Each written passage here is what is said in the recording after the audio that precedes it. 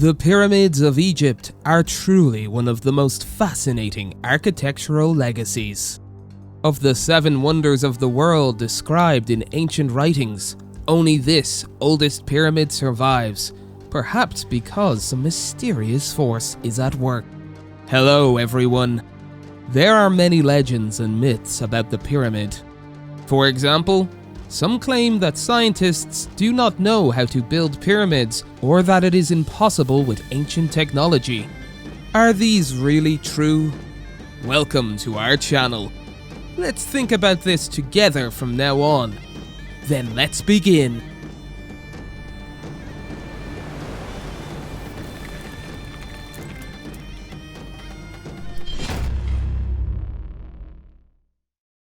Could it be aliens?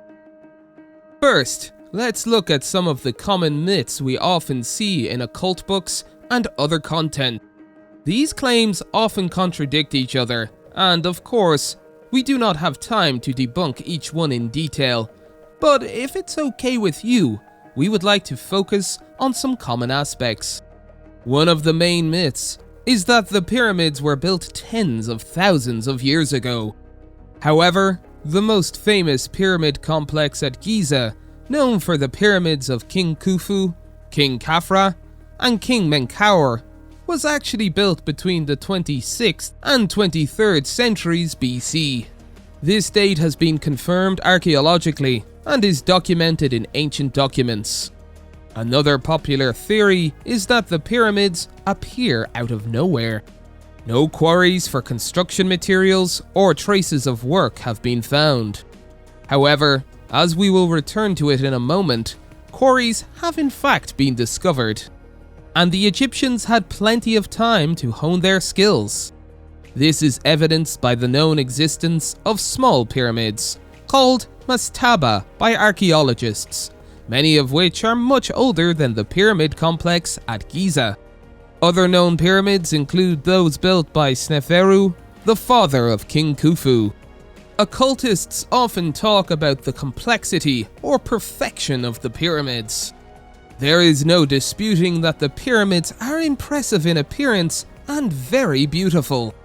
However, it is not that technically complex.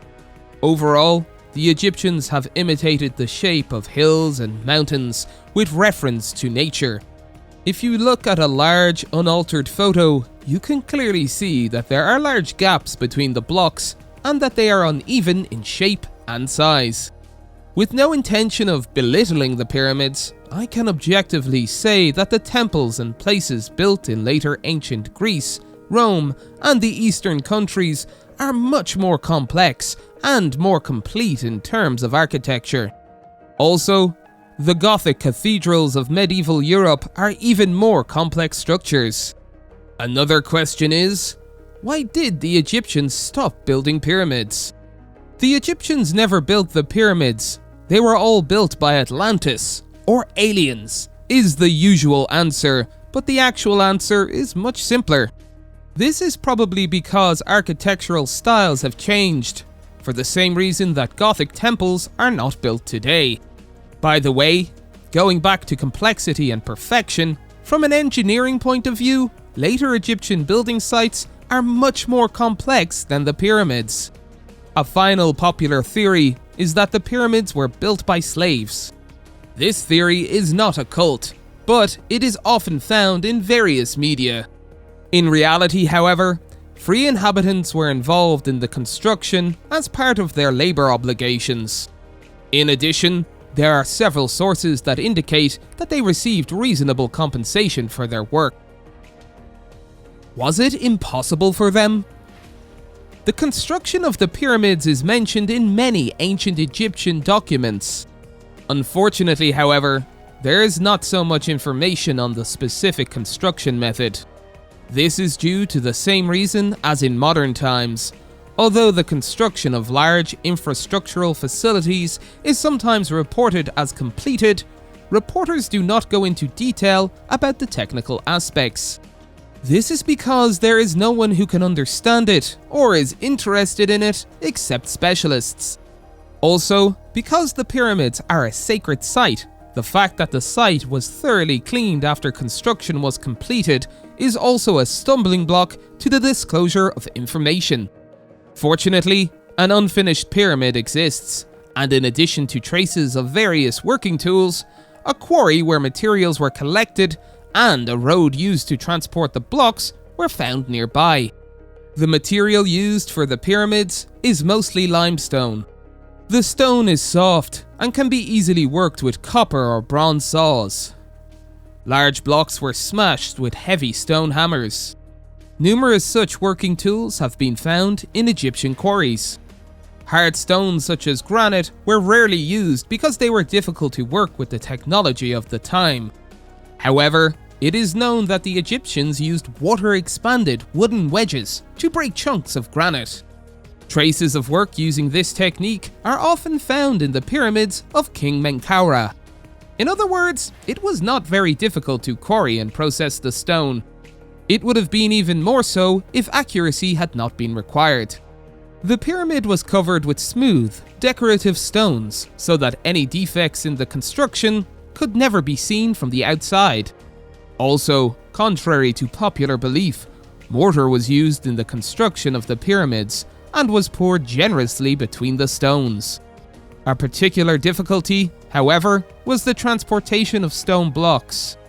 It seems that various methods were used to transport the blocks, which were made of different materials and in different locations depending on the occasion.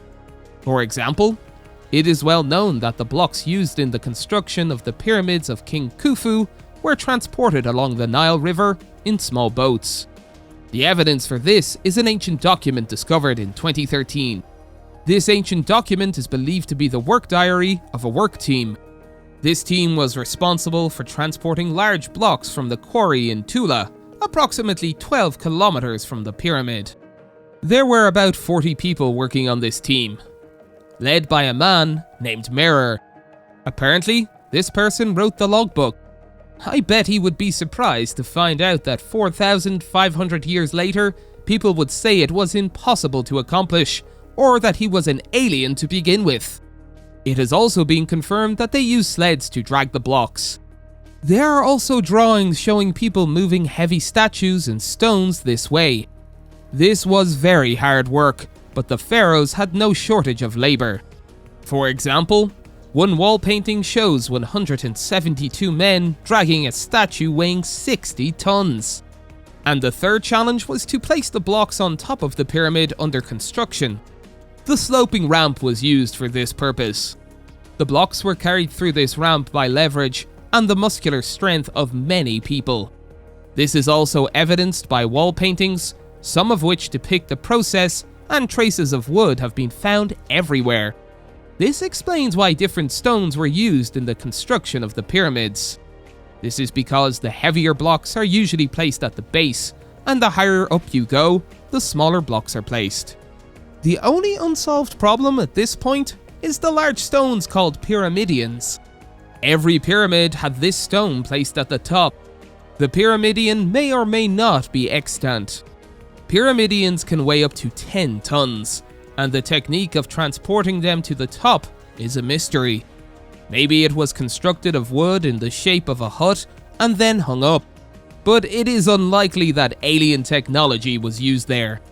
Because even without such technology, the Egyptians have successfully accomplished the earlier manufacturing process.